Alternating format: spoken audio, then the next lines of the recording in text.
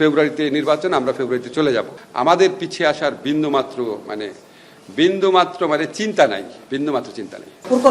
আমাদের প্রকল্পের দুর্নীতির ব্যাপারে ধরেন আমি যে এই জিনিসগুলো ভালো বুঝি না, এগুলি তো পরিকল্পনা কমিশন আছে, পরিকল্পনা মন্ত্রণালয় আছে, আমাদের অর্থ মন্ত্রণালয় আছে, ওনারা দেখছেন। আমাদের যারা সিনিয়র সচিবরা আছেন ওনারা দেখছেন।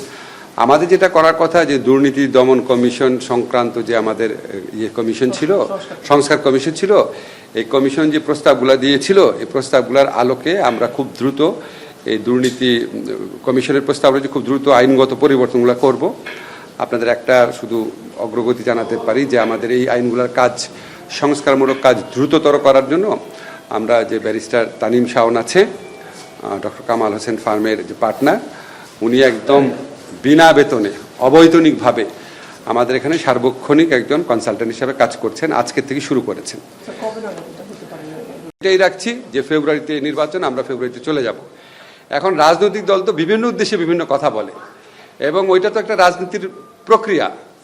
আপনারা তো এটা সবসময় দেখছেনই।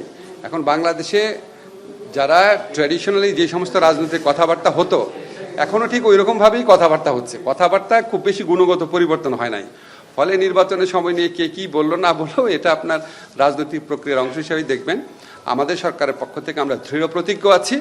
আমাদের স্যার একজন সর্বজন স্বীকৃত একজন বিশ্ব পর্যায়ে নন্দিত মানুষ, উনি নিজে ঘোষণা করেছেন, এবং ওনার এই ঘোষণার থেকে আমাদের পিছিয়ে আসার বিন্দুমাত্র চিন্তা নাই, বিন্দুমাত্র চিন্তা নেই।